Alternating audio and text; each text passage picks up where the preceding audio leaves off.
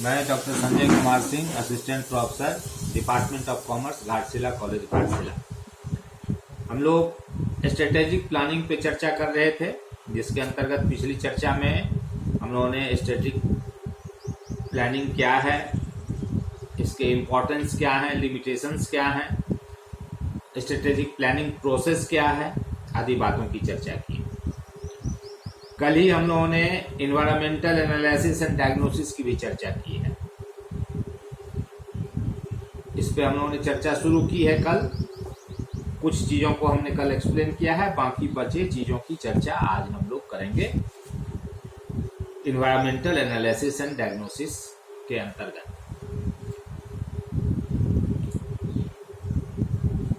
कल हम लोग कंपोनेंट्स ऑफ एक्सटर्नल एनवायरनमेंट की चर्चा की है, जिसके अंतर्गत क्या क्या कंपोनेंट हैं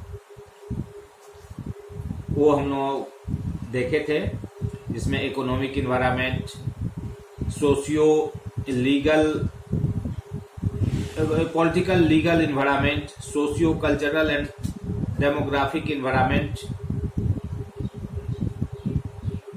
international environment, technological environment, competition,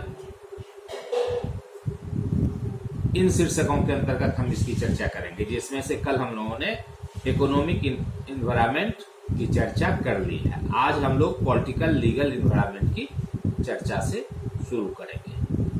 राजनीतिक और वैधानिक वातावरण का आर्थिक प्रणाली और आर्थिक नीति के साथ साथ घनिष्ठ संबंध होता है। कोई भी जो आर्थिक नीति हम बनाते हैं तो उसमें राजनीतिक और वैधानिक वातावरण अहम भूमिका निभाती है। यह वातावरण सभी समान उपक्रमों को प्रभावित करता है, किंतु कुछ उपक्रमों पर इसका प्रभाव विशेष हो सकता है, ज्यादा हो सकता है। इसमें राजनीतिक विकास की दशा, व्यवसाय और आर्थिक विषयों का राजनीतिकरण, राजनीतिक नैतिकता, कानून व्यवस्था की स्थिति, राजनीतिक स्थिरता, सत्तारूढ़ दल की विचारधारा व व्यवहार, उद्योग व अर्थव्यवस्था में सरकारी हस्तक्षेप की मात्रा, सरकारी नीतियां जैसे राजकोषीय नीति, मौद्रिक नीति, औद्योगिक नीति, आयात निर्यात नीति, श्रम आदि नीतियां शामिल होती हैं। सामाजिक समस्याओं और दबावों की वजह से अनेक कानून बनाए जाते हैं। सामाजिक मांगों और विश्वासों के उतार चढ़ाव के अनुसार राजनीतिक वातावरण बदलते रहते हैं। सोसाइटी में जो है सो मांग और सोसाइटी का जो विश्वास है, फेथ है, इसमें उतार चढ़ाव होते रहते हैं और इस उतार चढ़ाव के अनुसार राजनीतिक वातावरण भी बदलते रहता है। प्रत्येक उपक्रम कानूनों के विशाल जालों से घिरा हुआ है। कोई भी उपक्रम जो है वह उसके लिए विभिन्न तरह का कानून है, एक तरह से कानून के जाल में वह घिरा हुआ है। कुछ कानून श्रमिकों, उपभोक्ताओं और अल्पसंख्यक व पिछड़े समुदायों की सुरक्षा के लिए बनाए जाते हैं। बहुत सारे कानून रहते हैं अलग अलग इसके लिए। तो कुछ कानून जो है श्रमिक के लिए भी कानून बनाए जाते हैं, उनकी रक्षा के लिए, उनको प्रोटेक्ट करने के लिए।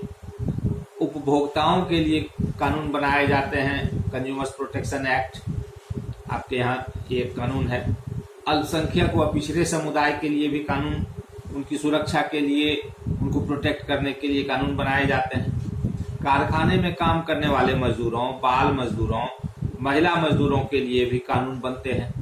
इन सब की आवश्यकता अनुसार प्रबंधकों को जानकारी होनी चाहिए। स्ट्रेटेजिक प्लानिंग जब होती है तो स्ट्रेटेजिक प्लानिंग के लिए इन सब चीज़ों का विश्लेषण और उस विश्लेषण के आधार पे कौन सा कानून क्या कह रहा है, उसका निदान क्या होगा, कैसे हम जो है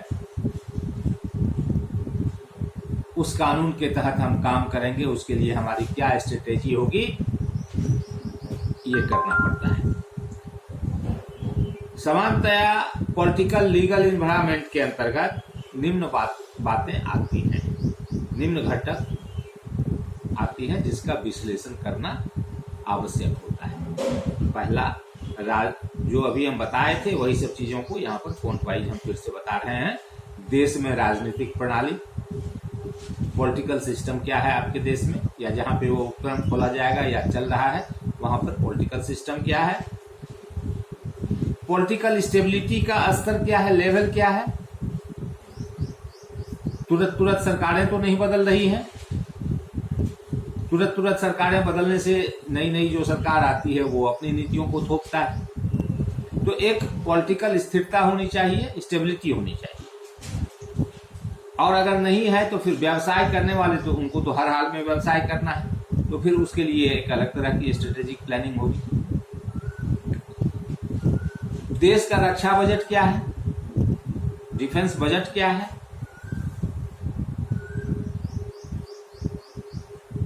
अब डिफेंस बजट से क्या मतलब है व्यवसाय को, मतलब है डिफेंस पे सरकार अगर खर्च कर रही है तो वो अपनी सुरक्षा को पुख्ता कर रही है, उसको सुरक्षा का पुख्ता इंतजाम है, तो कोई बाहरी आक्रमण आसानी से नहीं हो जाएगा।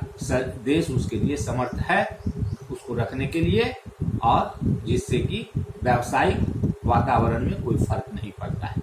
कमजोर देश में व्यावसायिक वातावरण में फर्क पड़ता है, अगर कोई आक्रमण हो जाता है वह टिक नहीं पाता है दूसरे देशों के साथ लड़ने में। इसलिए रक्षा बजट को भी ध्यान में रखना पड़ता है स्ट्रेटेजिक मैनेजमेंट बनाने के समय। सरकारी नियम और अनुदान, सरकार का नियम क्या है, वह कितना अनुदान देता है, किस क्षेत्र को अनुदान देता है, कैसे कैसे लोगों को अनुदान देता है, किस व्यवसाय को अनुदान देता है। सरकार विभिन्न तरह के इसमें जो है सो प्रोत्साहित करने के लिए कुछ क्षेत्रों में अनुदान देता है कि अगर आप इस क्षेत्र में फैक्ट्री बैठाएंगे तो आपको ये सब्सिडी मिलेगी, ये छूट मिलेगी, इस चीज का प्रोडक्शन अगर आप करेंगे तो आपको इस तरह का अनुदान मिलेगा। तो ये जो सरकारी नियम बनते हैं अनुदान के लिए, इसको भी ध्यान में रखना पड़ता है। पेटेंट का क्या कानून है। छठा है कराधान संबंधी कानून। टैक्सेशन का क्या है पैटर्न। पर्यावरण संबंधी कानून, पर्यावरण के रक्षा के लिए किस तरह का कानून है। ऐसा नहीं कि पर्यावरण के नाम पे लाइसेंस अटक जाए और मिले ही ना, तो उस कानून के दायरे में ही रहकर के काम करना है, प्लानिंग करनी है। एकाधिकार नियंत्रण कानून, मोनोपोली को कंट्रोल करने के लिए क्या क्या कानून है। विदेशी विनियोग, फॉरेन इन्वेस्टमेंट का क्या कानून बना है। और 10वां है चुनाव प्रणाली व अवधि। किसी देश का जो चुनाव इलेक्शन सिस्टम है और उसकी अवधि कितनी है, कितने दिनों के लिए सरकार चुनी जाती है, यह भी एक महत्वपूर्ण तथ्य होता है, घटक होता है स्ट्रेटेजिक प्लानिंग बनाते समय विश्लेषण करने के लिए। चलिए, तीसरा है socio cultural and demographic environment. इसमें अनेकानेक जटिल घटक जैसे जनसंख्या, गत्यात्मकता, शहरीकरण, सामाजिक मूल्य, विश्वास और परंपरा, साक्षरता व शिक्षा का स्तर, लोगों की खरीद व उपभोग की आदत, रुचि और वरीयता आदि को शामिल किया जाता है। आपको पता होगा या नहीं भी होगा कि थाईलैंड में काले रंग वाले शैम्पू को वरीयता दी जाती है, क्योंकि वहां की महिलाओं के विचार में काले रंग वाला शैम्पू उनके बालों को चमकदार बनाता है। मुस्लिम समुदाय में हरा रंग लोकप्रिय है। साम्यवादी देशों में लाल रंग प्रचलित होता है, जबकि अफ्रीकी देशों में लाल रंग के प्रति उत्साह नहीं है। इसी तरह चीन और कोरिया में सफेद रंग मृत्यु का प्रतीक है, जबकि कुछ देशों में वधुओं को खास करके यूरोपीय देशों में क्रिश्चियन समाज में वधुओं को विवाह के मौके पर सफेद रंग वाली पोशाक पहनाई जाती है। यह सच है कि जैसे जैसे शिक्षा का स्तर, जीवन स्तर सुधरता है, वैसे वैसे मान्यताएं और विश्वास घटते बढ़ते रहते हैं, किंतु इनके प्रति सजग रहना प्रबंधकों का उत्तरदायित्व है। ये जो परिवर्तन होते रहते हैं, इन पर जो है, ये जो बाह्य वातावरण है, इन पर स्ट्रेटेजिक प्लानिंग करते समय प्रबंधकों को सजगता के साथ इसका विश्लेषण करना चाहिए और तदनुरूप प्लानिंग होनी चाहिए। तो इसमें जो घटक शामिल होते हैं उसको एक बार हम लोग फिर से देख लें। रहन सहन का स्टाइल क्या है। आपके उत्पाद अगर उन उपभोक्ता के रहन सहन के स्टाइल से मेल नहीं खाता है तो आपके उत्पाद की बिक्री नहीं होगी। सामाजिक सुरक्षा प्रणाली क्या है, कितना तक वहां पर सोशली लोग सिक्योर्ड है। श्रम शिक्षा का स्तर क्या है, लेबर के एजुकेशन का क्या स्तर है, क्या लेवल है। शादी व तलाक दर क्या है, धर्म जाति व रीति रिवाज क्या है, इसका भी आपके उत्पादन पर असर पड़ता है, किसी उपक्रम के उत्पादन पर असर पड़ता है। जन्म व मृत्यु दर तथा जनसंख्या विकास दर क्या है, आयु संरचना तथा जीवन प्रत्याशा क्या है, शहरी व ग्रामीण जनसंख्या अनुपात क्या है, नौकरी से अवकाश प्राप्त करने की आयु क्या है और नैतिक मूल्यों के पालन का स्तर क्या है, कितनी नैतिकता का पालन होता है। चौथा है अंतरराष्ट्रीय वातावरण, इंटरनेशनल एनवायरनमेंट।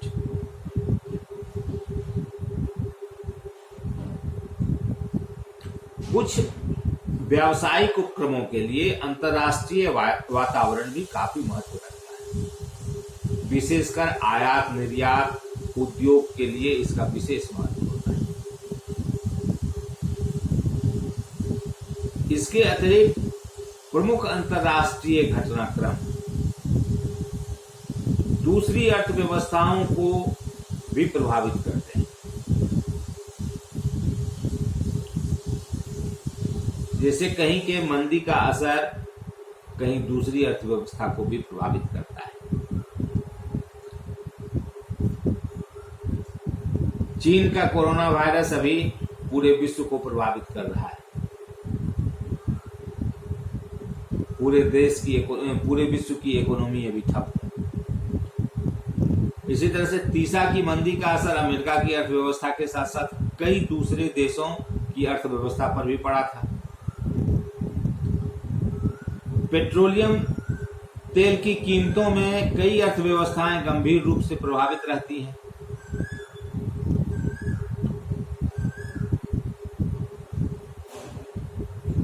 आयात निर्यात उद्योग के लिए तो इसका महत्व है ही। अगर आयात निर्यात की बात छोड़ भी दें, अगर हमारे यहाँ कोई चीज आयात होकर के आता है और अगर हम उस क्वालिटी का चीज, सेम स्टैंडर्ड का चीज अगर हम अपने यहाँ प्रोडक्शन में नहीं लाते हैं, नहीं करते हैं, तो हमारे चीज की मांग कम होगी, हमारे वस्तु की मांग कम होगी। तो यहाँ पर अंतर्राष्ट्रीय वातावरण, हम निर्यात करने नहीं जा रहे हैं, हम अपने ही देश में बेचने जा रहे हैं। आज के समय में चाइना का गुड्स विश्व के सारे डेवलप कंट्री तक में जो है सो निर्यात हो रहा है। उसका कारण यही है कि जहां पर उसका वस्तु निर्यात हो रहा है, उस देश में उस वस्तु के क्वालिटी के मापदंड के हिसाब से उतने कम कीमत में कोई देश उस वस्तु को नहीं बना पा रहा है। इसलिए चाइना की वस्तुओं का निर्यात हर देश में हो रहा है। यूएसए में हो रहा है, यूरोप में हो रहा है, एशिया के सभी देशों में हो रहा है। उसका कारण यही है। तो ये जो अंतर्राष्ट्रीय वातावरण है, उसको टक्कर देने के लिए उसकी जानकारी होनी चाहिए हमारे पास, और उस हिसाब से उसको टक्कर देने के लिए हम अपने उत्पाद को बनाने की प्लानिंग उस हिसाब से करें। इसमें मुख्यतः निम्न घटक को शामिल किया जाता है: विदेशी व्यापार का परिमाण तथा दिशा, विदेशी मुद्रा नीति और दर, भुगतान संतुलन की स्थिति, विदेशों में विनियोग संबंधी नीति और अंतर्राष्ट्रीय समझौते व कानून। अंतर्राष्ट्रीय समझौता क्या है, ट्रीटी क्या है एक देश का दूसरे देशों के साथ साथ, और नीतियां क्या है, उसके कानून क्या है, उसके इस बातों की जानकारी होनी चाहिए स्ट्रेटेजिक प्लानिंग करते समय, इनका विश्लेषण होना चाहिए। पांचवा है टेक्नोलॉजिकल इन्वायरमेंट, तकनीकी वातावरण, प्रायोगिक वातावरण। यह एक व्यापक अर्थ रखने वाला शब्द है। इससे विभिन्न कार्यों को करने की विभिन्न विधियों से संबंधित ज्ञान का बोध होता है। किसी काम को, बहुत तरह के कामों को करने का कई एक विधि, विभिन्न विधि से संबंधित ज्ञान को तकनीकी कहते हैं। आविष्कार और तकनीकी इसमें शामिल है। प्रौद्योगिकी में आविष्कार और तकनीक दोनों शामिल है। बहुत से उपक्रमों के लिए टेक्नोलॉजी जो है वह काफी महत्व रखता है। सारे उद्योग के लिए ना हो, लेकिन बहुत सारे उद्योग ऐसे हैं, उपक्रम ऐसे हैं जिसके लिए टेक्नोलॉजी जो है काफी महत्व रखता है। टेक्नोलॉजी का प्रचलन तथा परिवर्तन का उपक्रम पर, उपक्रम की लागत पर, लाभदायकता पर, प्लांट के स्थान पर, प्रोडक्ट लाइन पर, उत्पाद रेखा पर, इनके विकास विस्तार पर भारी प्रभाव पड़ता है। टेक्नोलॉजी विकास के प्रति जागरूकता न रहने का अर्थ नाश है। अगर टेक्निकली ये टेक्नोलॉजी जो है उसके विकास की जानकारी आप नहीं रखते हैं, उसके प्रति आप जागरूक नहीं हैं, तो आप परंपरागत टेक्नोलॉजी से काम कर रहे हैं तो यह जो है सो आपको पीछे धकेल देगा। अगर आप इसके प्रति जागरूक नहीं रहते हैं तो यह आपके बहुत ही बड़े हानि का कारण बनेगा और आपके नाश का कारण बनेगा, क्योंकि प्रतिस्पर्धा नए विकास, प्रतिस्पर्धी जो आपके हैं वह नए विकास का लाभ उठा लेंगे और आप अपने परंपरागत टेक्नोलॉजी के साथ साथ पीछे पड़ जाएंगे। छठा और अंतिम, प्रतिस्पर्धा। प्रतिस्पर्धा अब बाह्य वातावरण का अति सशक्त घटक है। कंपटीशन जो है यह एक्सटर्नल एनवायरनमेंट का एक बहुत ही सशक्त घटक है। किसी भी फर्म की व्यूह रचना करने में, स्ट्रेटेजिक प्लानिंग करने में प्रतिस्पर्धी फर्मों की ताकतों तथा कमजोरियों का विश्लेषण आवश्यक है।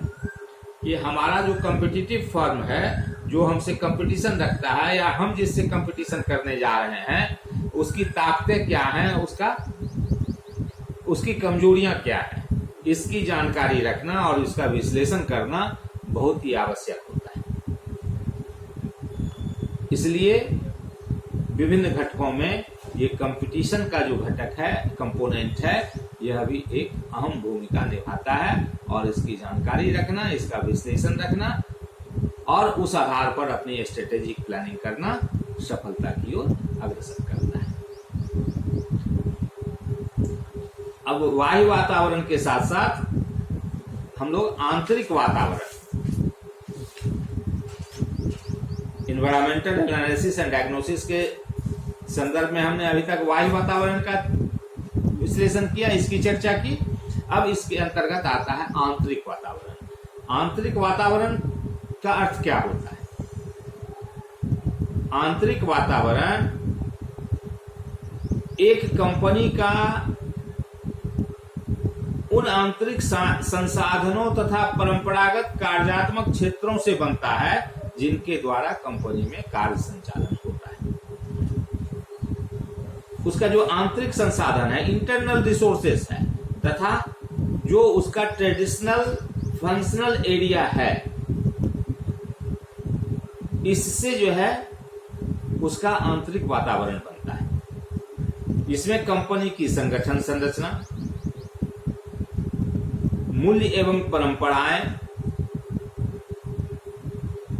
तथा संसाधन सम्मिलित होते हैं। इसलिए आंतरिक वातावरण का विश्लेषण प्रबंध रणनीतिकारों को यह जानने में समर्थ बनाता है कि कंपनी की विद्यमान ताकतें क्या हैं। जब तक हम अपने आंतरिक ताकत को नहीं जानेंगे, तब तक हम कोई प्लानिंग नहीं कर सकते हैं, कोई योजना नहीं बना सकते हैं। और आंतरिक ताकतें क्या हैं हमारी? तो संगठन की जो संरचना है, स्ट्रक्चर जो उसका है, ऑर्गेनाइजेशनल स्ट्रक्चर, मूल्य और परंपराएं तथा जो संसाधन हमारे पास हैं, वो सारे चीज हमारे आंतरिक संसाधन के अंतर्गत आते हैं। हमारी प्रोडक्शन कैपेसिटी क्या है, हमारे पास सोर्सेस ऑफ फाइनेंस क्या है, ये सारे चीज आंतरिक वातावरण के अंतर्गत आते हैं। और इसलिए आंतरिक वातावरण का विश्लेषण प्रबंध के जो रणनीतिकार हैं उनको यह जानने में समर्थ बनाता है कि कंपनी की विद्यमान ताकत क्या है। मान लीजिए सुदृढ़ रोकड़ प्रवाह, मजबूत कैश फ्लो, मजबूत विक्रय टीम, सेल करने वाला टीम वह काफी मजबूत है। इसी प्रकार कमजोरियां क्या हो सकती हैं? कमजोर शोध एवं विकास विभाग, अल्पसाख सुविधाएं आदि, ये सब जो है सो कंपनी की ताकत और कमजोरियां हो सकती हैं। कंपनी की ताकतें ही विशिष्ट सामर्थ्य बनकर भविष्य में कंपनी को कॉम्पिटिटिव लाभ प्राप्त कर पाने में योग्य बनाता है। चूंकि आंतरिक वातावरण में सभी कार्यात्मक विभाग, जितने भी फंक्शनल डिपार्टमेंट हैं, वह संसाधन सम्मिलित होते हैं। अतः मतलब इसमें सभी फंक्शनल डिपार्टमेंट और हमारा जो संसाधन है वो सम्मिलित होता है। अतः आंतरिक वातावरण को प्रभावित करने वाले घटकों की सूची बहुत लंबी हो सकती है। बाह्य वातावरण के अपेक्षा इसकी सूची काफी लंबी हो सकती है, लेकिन हम लोग यहाँ पर कुछ प्रमुख घटक की चर्चा करेंगे, जिसमें सबसे पहले आता है विपणन क्षेत्र, मार्केटिंग एरिया। प्रोडक्ट लाइन एवं जो हमारा मेन प्रोडक्ट, कुल बाजार में कंपनी की भागीदारी, प्रमुख उत्पादों का जीवन चक्र, उत्पाद का क्वालिटी लेवल व ख्याति, विक्रय संवर्धन तथा विज्ञापन पर व्यय, मूल्य नीति एवं लोच वितरण मूल्य नीति एवं लोच वितरण तथा क्षेत्र विक्रय के उपरांत सेवाएं, क्षेत्र में विक्रय के उपरांत सेवाएं, ब्रांड एवं कंपनी की साख आदि, ये सब जो है सो हमारे विपणन क्षेत्र में आते हैं। और इन सब चीजों की स्थिति क्या है, कैसी है, तो स्ट्रेटेजिक प्लानिंग करते समय इन सब बातों को ध्यान में रख के अपने स्ट्रेंथ और कमजोरियों के हिसाब से हम प्लानिंग करते हैं। वित्त एवं लेखा क्षेत्र, फाइनेंस एंड अकाउंट, वित्तीय संसाधन तथा लीवरेज का स्तर, पूंजी लागत तथा लाभ का स्तर, कार्यशील पूंजी की उपलब्धता व लोच, कराभार तथा कर छूटें प्रणाली, पूंजी की उपलब्धता व लोच, कर का भार तथा कर की छूटें लेखा प्रणाली तथा आंतरिक अपेक्षण लागत लेखा प्रणाली का सक्रियता स्तर, प्रमुख वित्तीय स्रोत,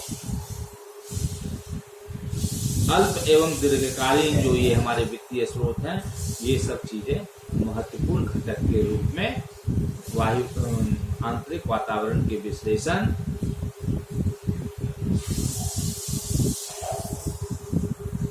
के समय अपनी भूमिका निभाती है। इसके बाद है उत्पादन व परिचालन, आकार की बचतें, स्थिति लेआउट, कच्चे माल की आपूर्ति एवं लागत क्षमता, प्रयोग का स्तर, इन्वेंट्री नियंत्रण का प्रभावपूर्णता, इन्वेंट्री नियंत्रण का प्रभावपूर्णता, पेटेंट या ट्रेडमार्क की उपलब्धता, शोध एवं विकास पर व्यय, परिचालन नियंत्रण, डिजाइन, क्वालिटी, समयबद्धता आदि की स्थिति उत्पादन एवं परिचालन घटक के अंतर्गत विश्लेषित किया जाता है। मानव संसाधन क्षेत्र, नेक्स्ट, कर्मचारियों का कौशल तथा नैतिक मूल्य, कर्मचारियों का प्रशिक्षण व विकास, श्रम संबंध व्यवस्था व इसकी लागत, कर्मचारियों को प्रदान किए गए प्रेरक व परिणाम, कर्मचारियों को प्रदान किए गए प्रेरक व परिणाम, कर्मचारी कल्याण योजनाओं पर व्यय व प्रभावशीलता, कर्मचारी अनुपस्थिति एवं बदली दर, कर्मचारियों का वेतन व बोनस, कर्मचारी उत्पादकता का स्तर, ये इन सारी बातों का विश्लेषण हम मानव संसाधन घटक के अंतर्गत करते हैं। इसके अलावा होता है सूचना तंत्र। सूचना तंत्र पर व्यय स्तर, सूचनाओं की समयबद्धता व गुणात्मकता, प्रतिस्पर्धी फर्मों संबंधी सूचना संकलन, निर्णयों हेतु सूचनाओं की उपलब्धता, बाह्य वातावरण संबंधी सूचनाओं की उपलब्धता इत्यादि जो है इसके अंतर्गत शामिल किए जाते हैं, उनका विश्लेषण किया जाता है।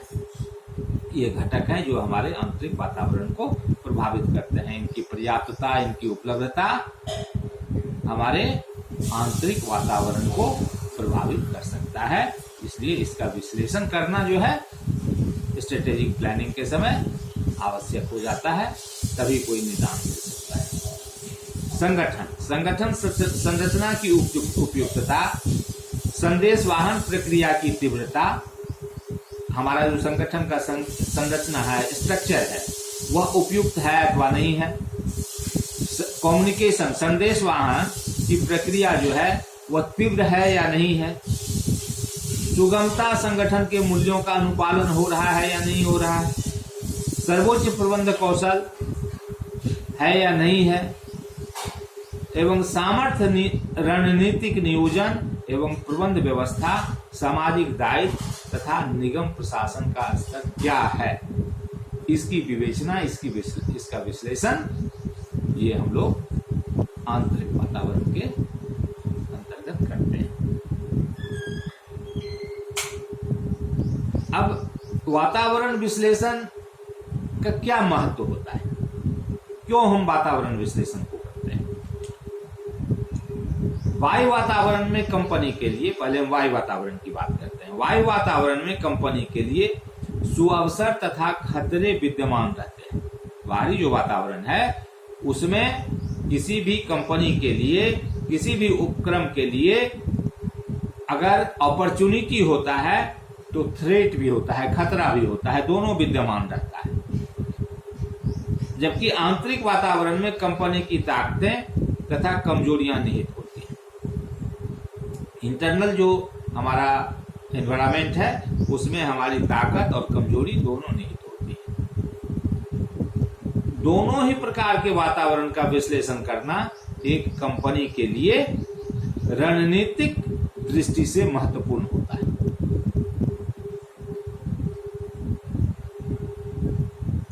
यदि आप इतिहास पर नजर डालें तो आपको पता चल जाएगा कि प्रत्येक राष्ट्र में एक समय अंतराल में कुछ ख्याति प्राप्त कंपनियां बंद हो गई तो कुछ अन्य विकसित हो गई। कंपनी के बंद होने का मुख्य कारण उन कंपनियों द्वारा बाह्य वातावरण में हुए बदलाव के अनुरूप न ढल पाना है। जैसे दिल्ली क्लॉथ मिल, रेनवैक्सी लिमिटेड इत्यादि, ये कंपनियां एक समय में काफी पॉपुलर थी, लेकिन बदलते हुए वातावरण के अनुरूप अपने आप को ढाल न पाने के कारण इन कंपनियों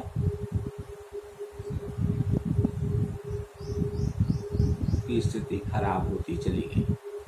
दूसरी ओर नई नई कंपनियां जो है हमारे सामने में उभर के आई। रिलायंस कंपनी, ये बहुत पुरानी कंपनी हमारे पास नहीं है। वास्तविकता यह है कि वायु वातावरण में होने वाले परिवर्तन जहां नए अपॉर्चुनिटीज को, अवसर को जन्म देता है, वहीं पुराने अवसरों को समाप्त कर देता है। इससे यह स्पष्ट संदेश जाता है कि दीर्घकाल तक सफलता के लिए एक कंपनी को अपने बाह्य वातावरण के साथ तालमेल रखना आवश्यक होता है। जब हम दीर्घकाल तक चाहते हैं कि जो हमारा ये चले, तो दीर्घकाल की सफलता के लिए जो भी मतलब उस समय का एक्सटर्नल इन्वायरमेंट है उसके साथ साथ तालमेल बैठाना अति आवश्यक होगा, तभी वह कंपनी सरवाइव कर सकती है। अगर अपने बाह्य वातावरण के साथ, एक्सटर्नल इन्वायरमेंट के साथ कंपनी तालमेल नहीं बैठा सकती है तो फिर उसका दीर्घजीवी होना, दीर्घकाल तक चलना संभव नहीं हो पाएगा।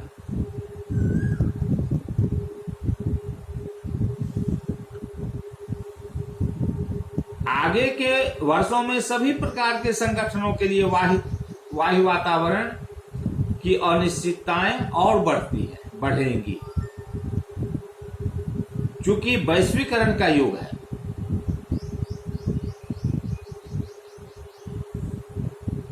एक संगठन को प्रभावित करने वाले बाह्य घटक विश्व स्तरीय होने के कारण अधिक जटिल होंगे। आज का समय जो है वह वैश्वीकरण का युग है, ग्लोबलाइजेशन है। तो वायु वातावरण सिर्फ हमारे देश का ही नहीं, इसको विश्व वातावरण भी जो है, विश्व वायु वातावरण भी जो है वह भी हमारे उपक्रम को प्रभावित करता है।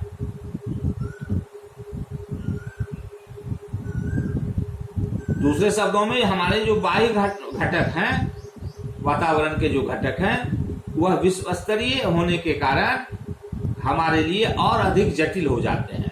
विश्व स्तर पर प्रौद्योगिकी में हो रहे तीव्र परिवर्तन, टेक्नोलॉजी में हो रहे रैपिड चेंजेस के कारण उत्पाद तथा उससे संबंधित बाजारों में तीव्र उतार चढ़ाव आते हैं, परंतु इस बात से रणनीतिक प्रबंधक जो हैं, स्ट्रेटेजिक मैनेजर जो हैं, उनको घबराहट नहीं होनी चाहिए, क्योंकि जहां एक तरफ वातावरण में व्याप्त अनिश्चितता उनके लिए दीर्घकालीन रणनीतिक योजना तैयार करने में रुकावट पैदा करता है, वहीं दूसरी तरफ उन्हें ऐसे सुअवसर भी प्रदान करता है, ऐसे अपॉर्चुनिटी भी प्रदान करता है कि वे नवाचार तथा सृजनात्मक शक्ति का प्रयोग कर कंपनी विकास के लिए नए क्षेत्र खोज सके।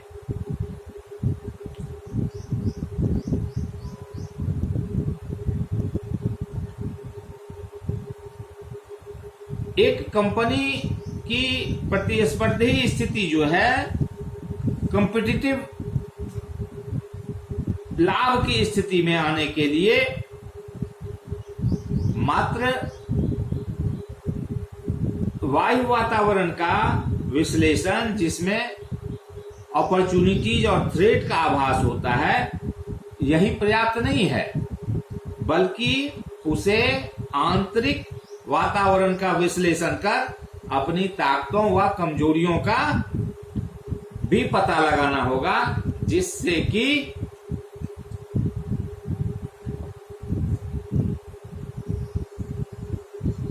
वह सुनिश्चित हो सके कि क्या करने के सुअवसरों का, क्या कंपनी के पास सुअवसरों का लाभ उठाने के लिए पर्याप्त ताकत है, स्ट्रेंथ है, या कुछ कमजोरियों के कारण सुअवसर गंवा तो नहीं दिए जा सकते, नहीं दिए जाएंगे।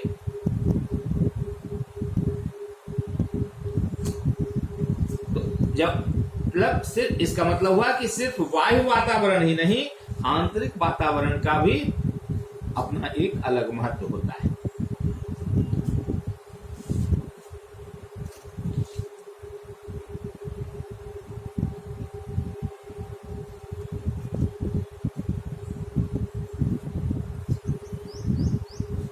आंतरिक वातावरण के विश्लेषण द्वारा कंपनी को यह आकलन करना चाहिए कि उनके आंतरिक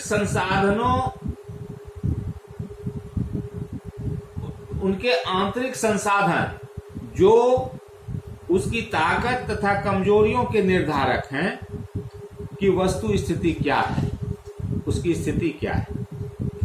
कंपनी के वर्तमान आंतरिक संसाधन पूर्व की तुलना में कम है या अधिक है, उसके पास जो इंटरनल रिसोर्सेस है वह वर्तमान में पहले की अपेक्षा कम है या अधिक है। सामान्यतया यह माना जाता है कि यदि एक संसाधन उपयुक्त तीनों दृष्टि से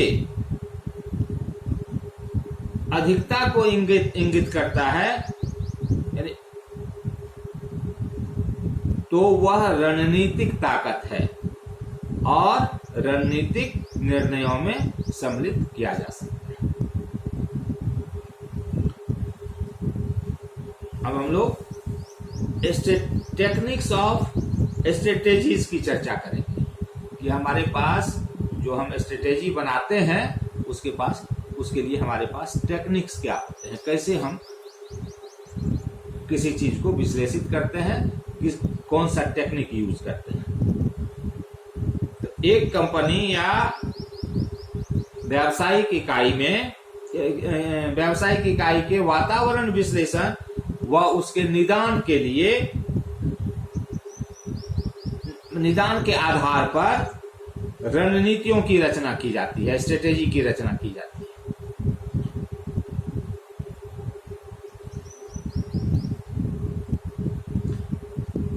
वैसे तो स्ट्रेटेजी रणनीतियों के विभिन्न प्रकार होते हैं, परंतु यहाँ कुछ लोकप्रिय निम्न दो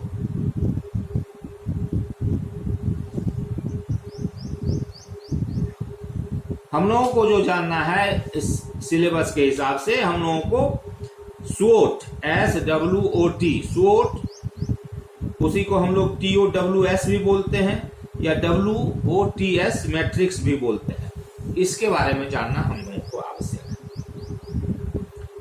TOWS, WOTS matrix, SWOT matrix,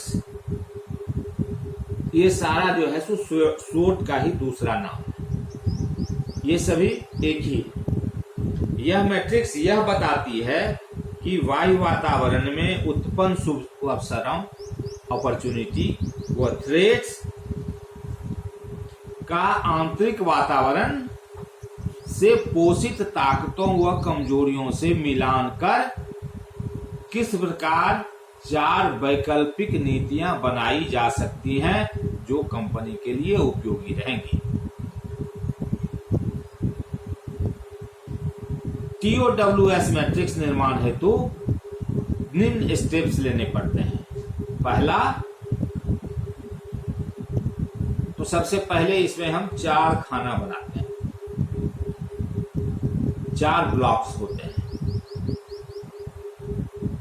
पहला अपॉर्चुनिटी, जिसको हम ओ से इंगित करते हैं, उसका संबोधन हम ओ से देते हैं, जिसमें कंपनी को प्राप्त होने वाले वर्तमान तथा भावी फ्यूचर में होने वाले जो अपॉर्चुनिटी उनके सामने आने वाले हैं उसका जिक्र करते हैं। दूसरा थ्रेड्स का कॉलम बनाते हैं, थ्रेड्स का खाना बनाते हैं, जिसको हम टी से संबोधित करते हैं,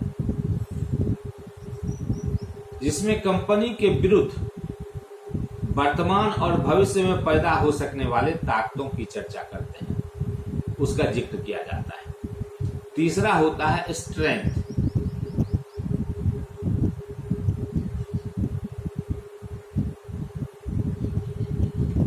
जिसको हम एस से संबोधित करते हैं, जिसमें कंपनी की वर्तमान व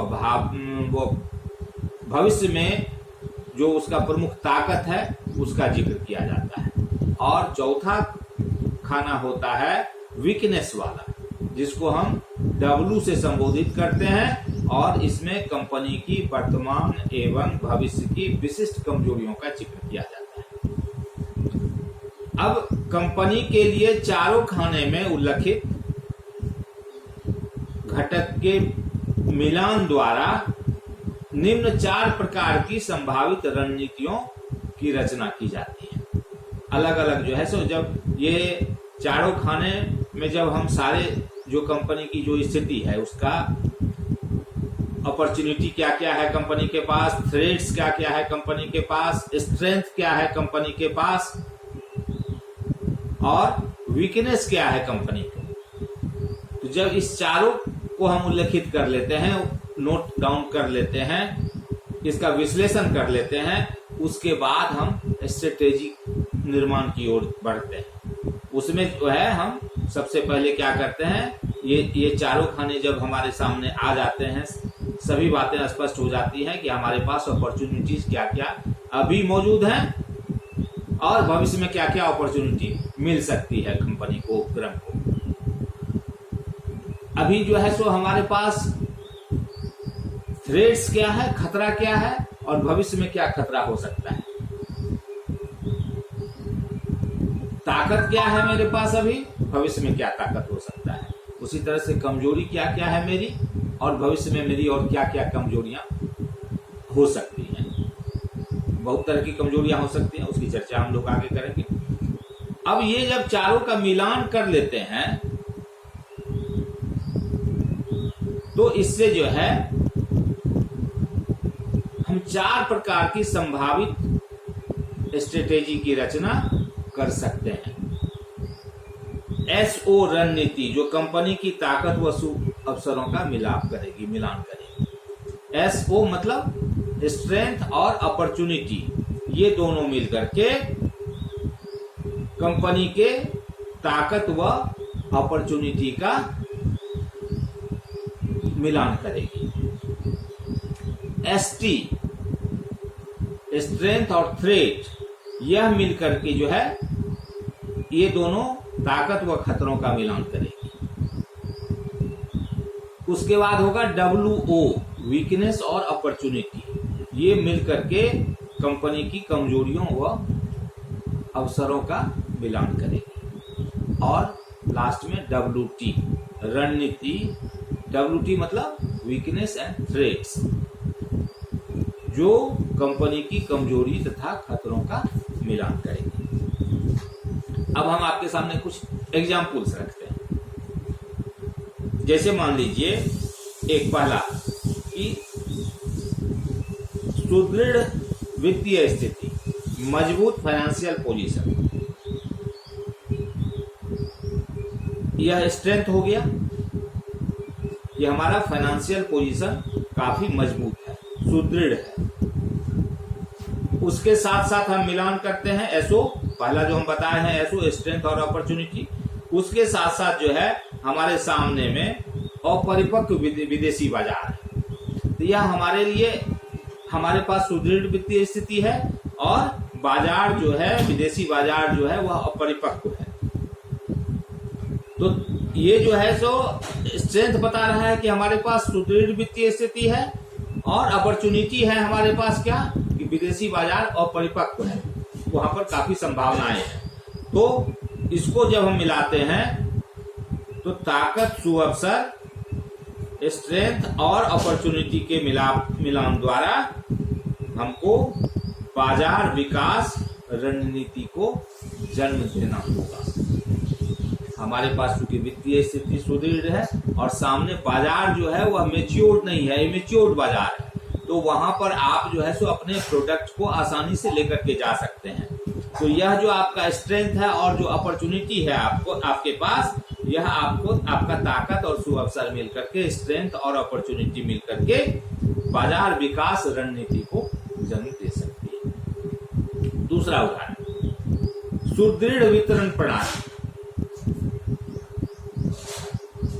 स्ट्रेंथ हो गया कि आपके पास डिस्ट्रीब्यूशन सिस्टम जो है वह काफी मजबूत है और सरकारी नियमन में तीव्र कमी है, थ्रेट है, यह आपके लिए थ्रेट है, खतरा है कि सुदृढ़ वितरण प्रणाली है लेकिन सरकारी नियमन जो है उसमें तीव्र कमी है।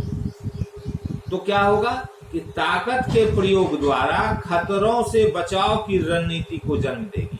क्योंकि ताकत, आपका जो डिस्ट्रीब्यूशन प्रणाली काफी मजबूत है, तो यह जो है खतरों से बचाव की रणनीति को जन्म देगी।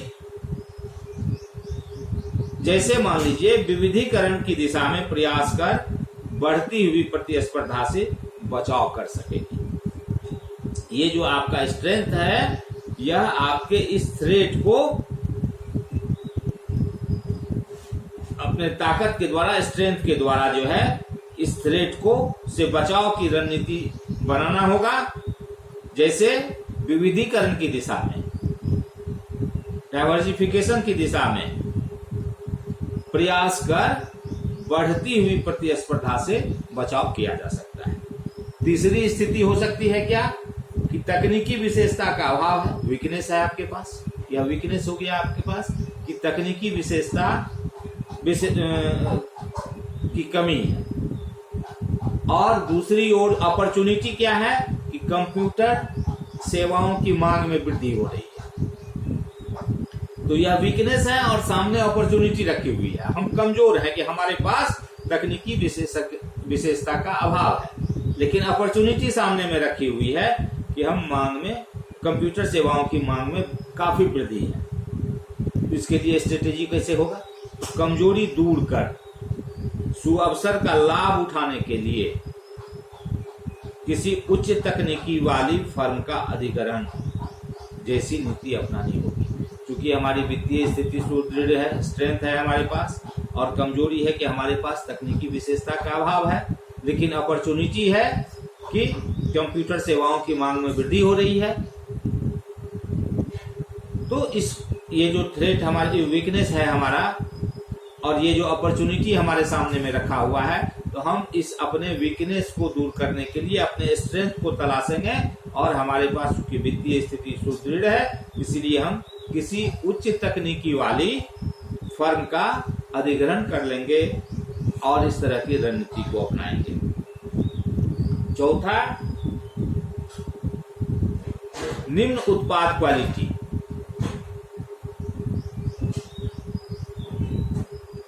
लो प्रोडक्शन क्वालिटी, यह वीकनेस है हमारा। और थ्रेट हमारे सामने में है कि विश्वसनीय आपूर्तिकर्ता हमारे पास नहीं है, अविश्वसनीय आपूर्तिकर्ता है।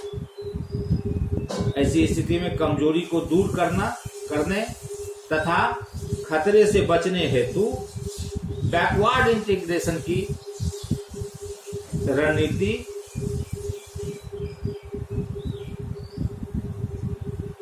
ज्यादा अच्छा होगा, श्रेष्ठ होगा। इस प्रकार यह स्पष्ट होता है कि TOWS मैट्रिक्स एक कंपनी के लिए उपयुक्त वैकल्पिक रणनीति का सृजन करते हुए एक अत्यंत ही उपयोगी माध्यम है।